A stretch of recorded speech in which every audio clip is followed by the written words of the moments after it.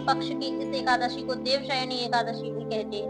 चतुर्मास का व्रत इसी एकादशी से प्रारंभ होता है। तब युधिष्ठिर बोले, भगवान विष्णु के शयन का व्रत किस प्रकार करना चाहिए और चतुर्मास्य के व्रत का महत्व भी विस्तार पूर्वक कहिए। श्री कृष्ण बोले, हे राजन, अब मैं आपको भगवान विष्णु के शयन व्रत और चतुर्मास्य व्रत की विधि तथा महत्व कहता हूँ। आप ध्यान पूर्वक सुनिए। जब सूर्य कर्क राशि में आता है तो भगवान की शयन कराते हैं और जब तुला राशि में आता है तब भगवान को जागते हैं। अधिक मास के आने पर भी यह विधि कहीं इसी प्रकार चलती है। इस विधि के अन्य देवताओं का शयन नहीं कराना चाहिए। आषाढ़ मास के शुक्ल पक्ष की एकादशी का विधिवत व्रत करना चाहिए।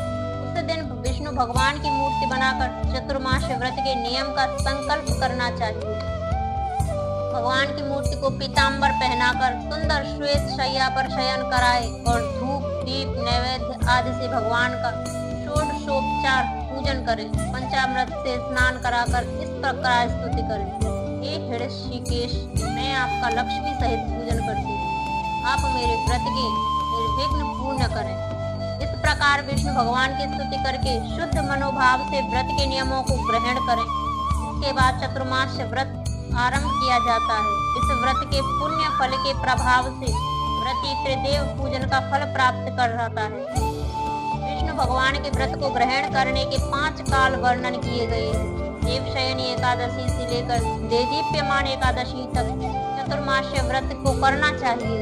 एकादशी, द्वादशी, पूर्णमासी, अष्टमी और कर्क की संक्रांति से यह व्रत प्रारंभ किया जाता है। देव उठान एकादशी के दूसरे दिन द्वादशी को व्रत पूर्ण होता है। इस व्रत को करने से समस्त पाप नष्ट हो जाते हैं। जो मनुष्य प्रतिवर्ष इस व्रत को करते हैं वे सूर्य जैसे देदीप्यमान विमान पर बैठकर स्वर्ग लोक को जाते हैं। व्रत में गुरु और शुक्ल की बाल वृद्धावस्था वर्जित नहीं है। यदि सूर्य धन राशि के अंश में भी आ गया हो तो यह तिथि पुण्य समझी जाती है। वह सब पापों से छूट जाते हैं। बिना संक्रांति का मास फल मास देवता और पितृ कर्मों में वर्जित है। अब आप इसके दान का अलग अलग फल सुने। जो मनुष्य प्रतिदिन मंदिर की स्वच्छता में अपनी सेवाएं देते हैं वे उत्तम कुल के अधिकारी होते हैं। जो मनुष्य चतुर्मास में भगवान को पंचामृत से स्नान कराते हैं वे वैभवशाली होकर सुख भोगते हैं। जो मनुष्य ब्राह्मणों को भूमि स्वर्ण आदि दान देते हैं तथा जो विष्णु भगवान की सोने की प्रतिमा बनाकर धूप दीप नैवेद्य और पुष्प आदि से भगवान का पूजन करते हैं वह अंत में स्वर्गलोक में जाकर अक्षय सुख भोगते हैं। जो चतुर्मास में तुलसी पत्र मंजरी भगवान को अर्पित करके पूजन करते हैं या स्वर्ग की तुलसी ब्राह्मणों को दान देते हैं वे सोने के विमान पर बैठकर परम गति को प्राप्त होते हैं। जो मनुष्य भगवान की धूप दीप से पूजा करते हैं उनको अनंत धन संपत्ति मिलती है। चतुर्मास में पीपल की परिक्रमा भी पुण्यदायी होती है। जो संध्या समय देवताओं को दीप दान करते हैं वह विष्णु लोक को जाते हैं। जो मनुष्य विष्णु भगवान का हवन करते हैं एवं चतुर्मास में भगवान का चरणामृत लेते हैं वे सब सांसारिक कष्टों से मुक्त हो जाते हैं। जो नित्य प्रति मंदिर में 108 बार गायत्री मंत्र का जाप करते हैं तथा तीनों समय वेद माता गायत्री की माला का 108 बार फेरते हैं वे पापों में लिप्त नहीं होते हैं। जो पुराण व धर्मशास्त्र को पढ़ते या सुनते हैं एवं वस्त्र तथा स्वर्ण सहित ब्राह्मणों को दान देते हैं वे दानी धनी ज्ञानी और कीर्तिवान होते हैं। जो मनुष्य विष्णु या शिव का स्मरण करते हैं अथवा उनकी मूर्ति दान करते हैं वे पापों से रहित होकर धनवान गुणवान हो जाते हैं। जो सूर्य भगवान को अर्घ्य देते हैं तथा व्रत की समाप्ति पर स्वर्ण लाल वस्त्र और गोदान करते हैं वह आरोग्यता पूर्ण आयु तथा कीर्ति धन और बल पाते हैं। चतुर्मास में जो मनुष्य गायत्री मंत्र द्वारा तिल से हवन करते हैं और समाप्ति पर तिलों का दान करते हैं उन्हें स्वस्थ शरीर मिलता है तथा अच्छी संस्कारी संतान की प्राप्ति होती है। जो मनुष्य चतुर्मास व्रत में अन्न से हवन करते हैं और व्रत हो जाने पर घी वस्त्र घड़ा दान करते हैं वे ऐश्वर्यशाली होते हैं। जो पीपल का पूजन करते हैं तथा अंत में स्वर्ण सहित वस्त्रों का दान करते हैं, उनके सब पाप नष्ट हो जाते हैं। और जो मनुष्य तुलसी जी को धारण करते हैं तथा अंत में भगवान विष्णु के निमित्त ब्राह्मणों को दान करते हैं, वे विष्णु लोक को जाते हैं। जो मनुष्य चतुर्मास व्रत में भगवान के शयन के उपरांत उनके मस्तक पर नित्य प्रति दुर्वा चढ़ाते हैं और अंत में स्वर्ण की दुर्वा दान करते हैं तथा जो दान करते हुए इस प्रकार स्तुति करते हैं, हे दुर्वे, तुम जिस भांति इस पृथ्वी पर शाखाओं सहित फैली हुई हो, उसी प्रकार मुझे भी अजर अमर संतान दो। ऐसा करने वाले मनुष्य के पाप छूट जाते हैं और वह अंत में स्वर्ग को जाते हैं। जो भगवान विष्णु और शिव के मंदिर में जाकर जागरण और शिवगान करते हैं, वे भी स्वर्ग को प्राप्त होते हैं। चतुर्मास्य व्रत में उत्तम ध्वनि वाला घंटा दान करना चाहिए तथा इस प्रकार प्रार्थना करनी चाहिए, हे भगवान, हे जगतपते, आप पापों का नाश करने वाले हैं। आप मेरे न करने योग्य कर्मों को करने से जो पाप उत्पन्न होते हैं उनको नष्ट करिए।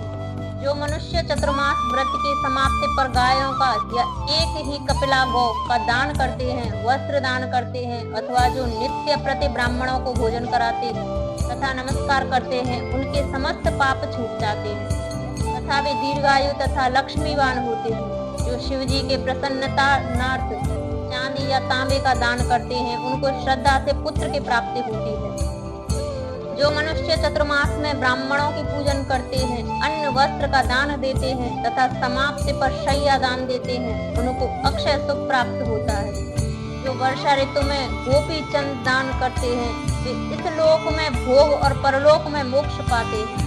जो चतुर्मास में भगवान के शयन करने पर शक्कर दान करते हैं और व्रत की समाप्ति पर इस प्रकार उद्यापन करते हैं, 4 फल या 8 फल वाले तांबे के पात्र में शक्कर भरकर वस्त्र फल दक्षिणा सहित पुरोहित को दान देते हैं, उनके सब पाप नष्ट हो जाते हैं और उन्हें यशस्वी पुत्र की प्राप्ति होती है। हे कुंती पुत्र, चतुर्मास्य व्रत करने वाले मनुष्य गंधर्व विद्या में निपुण और स्त्रियों को प्रिय होते हैं। जो मनुष्य चतुर्मास्य व्रत में फल मूल शाक आदि का दान करते हैं, वे सुखी और राजयोगी होते हैं। जो मनुष्य इस व्रत में प्रतिदिन सौंठ मिर्च पीपल वस्त्र और दक्षिणा के सहित दान देते हैं और व्रत के अंत में सोने की सौंठ मिर्च आदि दान करते हैं, वे 100 वर्ष तक जीवित रहकर अंत में स्वर्ग में जाते हैं। जो बुद्धिमान ब्राह्मण को मोती का दान करते हैं, वे कीर्ति को प्राप्त करते हैं। जो मनुष्य इस व्रत में तांबुल दान करते हैं अथवा तांबुल खाना छोड़ देते हैं और अंत में लाल वस्त्र का भी दान देते हैं, सौंदर्यशाली निरोग बुद्धिमान भाग्यवान तथा सुंदर वाणी बोलने वाले बनते हैं। तांबुल के दान से देवता प्रसन्न होकर अनंत धन देते हैं। जो मनुष्य इस व्रत में लक्ष्मी जी और पार्वती जी को प्रसन्न करने के लिए हल्दी का दान करते और व्रत के अंत में चांदी के पात्र में हल्दी रख कर देते हैं, वे स्त्रियां अपने पति के साथ और पुरुष अपनी पत्नियों के साथ सुख भोगते हैं तथा उन्हें सौभाग्य अक्षय धन व सुपात्र संतान मिलती है और वे देवलोक में पूजित होते हैं। जो शिव और पार्वती जी की प्रसन्नतार्थ ब्राह्मण स्त्री पुरुष का पूजन कर दक्षिणा वस्त्र और स्वर्ण दान करते हैं और उद्यापन में शिव जी के स्वर्ण प्रतिमा बनाकर दान देते हैं, गौ व बैल का दान करते हैं तथा मीठा भोजन भूखों को कराते हैं, उन्हें संपत्ति और कीर्ति मिलती है। वे इस लोक में सुख भोग कर अंत में मोक्ष को प्राप्त होते हैं। जो मनुष्य फल का दान करते हैं और व्रत के अंत में स्वर्ण दान करते हैं, उनके सब मनोरथ सिद्ध होते हैं और सुपात्र संतान उत्पन्न होती है। फलादान से नंदन वन का फल प्राप्त होता है। जो मनुष्य इस व्रत में पुष्प दान करते हैं, उन्हें इस लोक में सुख और परलोक में गंधर्व पद मिलता है।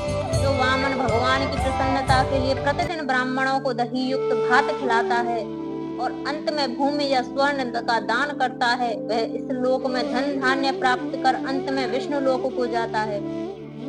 जो वस्त्र और आभूषणों सहित गौ और बछड़े का दान करते हैं, वे ज्ञान प्राप्त करके ब्रह्मलोक को जाते हैं और पितरों के साथ उनके सुखों को भोगते हैं। जो मनुष्य चतुर्मास में प्रजापत्य व्रत करते हैं और उसकी संपत्ति पर गोदान और ब्राह्मणों को भोजन कराते हैं, वे समस्त पापों से मुक्त होकर ब्रह्मलोक को जाते हैं। और जो वस्त्रों व बैलों सहित हल्का दान करते हैं, तथा शाक, मूल और फलों का आहार करते हैं वे विष्णु लोक को जाते हैं। जो मनुष्य केला के पत्र या पलाश के पत्रों में भोजन करते हैं, कांसे के पात्र और वस्त्र दान करते हैं तथा तेल नहीं खाते, उनके समस्त पाप नष्ट हो जाते हैं। जो मनुष्य पयोव्रत करते हैं और अंत में दूध वाली गोदान कर देते हैं वे विष्णु लोक को जाते हैं। चतुर्मास व्रत के प्रभाव से ब्रह्मघाती, सुरापान करने वाला, बाल घाती, असत्य भाषण करने वाला, स्त्री घाती, किसी व्रत में विघ्न डालने वाला, अगम्य में गमन करने वाला, विधवा गमन करने वाला, ब्राह्मणी तथा चांडालिनी के साथ भोग करने वाला, इन सब के पाप नष्ट हो जाते हैं और अंत में यह निर्वाण पद पाते हैं। चतुर्मास्य व्रत के अंत में 64 फल, कांसे का पात्र, वस्त्रों और आभूषणों युक्त गौ और बछड़ा दान करना चाहिए। जो मनुष्य भूमि को गोबर से लीप करके भगवान का स्मरण कर भोजन करते हैं उन्हें आरोग्य तथा पुत्र की प्राप्ति होती है। वे धर्मात्मा राजा होते हैं, उनको किसी शत्रु का भय नहीं होता और अंत में स्वर्ग लोक को जाते हैं। जो मनुष्य बिना मांगे हुए आभूषणों से युक्त चंदन सहित बैल का दान करते हैं तथा उसे 60 रस युक्त भोजन कराते हैं उन्हें विष्णु लोक प्राप्त होता है। चतुर्मास्य व्रत में जो नित्य प्रति जागरण करते हैं तथा अंत में ब्राह्मण को भोजन कराते हैं उन्हें शिवलोक की प्राप्ति होती है। जो एक समय भोजन करते हैं और अंत में भूखे को भोजन कराते हैं, भक्ति पूर्वक भगवान का पूजन करते हैं, भगवान के शयन करने पर भूमि पर सोते हैं तथा अंत में शय्या दान करते हैं, जो मैथुन नहीं करते वे यशस्वी एवं लक्ष्मीवान होकर स्वर्ग में जाते हैं। जो इस व्रत में सब परिवार चावल या जौ का भोजन करते हैं और जो तेल नहीं लगाते और अंत में कांसे या मिट्टी के पात्र में तेल भरकर दान करते हैं अथवा जो शाक नहीं खाते, अंत में चांदी के पात्र को वस्त्र में लपेट कर या 10 प्रकार के शाकों से भरकर वेद पाठी ब्राह्मण को देते हैं, वे सब शिवलोक में जाकर कीर्ति प्राप्त करते हैं। जो मनुष्य गेहूं का त्याग करते हैं और व्रत में अंत में सोने के गेहूं बनाकर दान करते हैं तथा जो व्रत में इंद्रियों को दमन करते हैं उन्हें अश्वमेध यज्ञ का फल प्राप्त होता है। जो मनुष्य श्रावण में शाक, भादों में दही, अश्विन में दूध और कार्तिक में दाल का त्याग करते हैं वे निरोगी व स्वस्थ रहते हैं। जो स्नान करके भगवान की पूजा करता है वह स्वर्ग को जाते हैं तथा जो मीठा, खट्टा, कड़वा पदार्थ त्याग देते हैं वे समस्त दुर्गुणों से छूट जाते हैं। जो पुष्प आदि का त्याग कर देते हैं स्वर्ग को जाते हैं। जो चंद्रायन व्रत करते हैं तथा जो एकमात्र दूध पर भी निर्वाह करते हैं वे ब्रह्मलोक को प्राप्त होते हैं तथा उनका वंश प्रलय काल तक चलता रहता है। जिस दिन भगवान उठते हैं उस दिन ब्राह्मणों को वस्त्रों का दान तथा भोजन कराना चाहिए। यह सब दान वेद पाठी धार्मिक ब्राह्मण को देने चाहिए। पात्र ब्राह्मण को दान देने से पाप लगता है और नरक की प्राप्ति होती है। देव पूजन। चतुर्मास्य व्रत के दिन भगवान विष्णु का यथा विधि पूजन करके 4 मास के लिए निर्धारित शयन विधि पूर्ण की जाती है। व्रत में एक बार भोजन करते हैं और दूध फलाहार ले सकते हैं।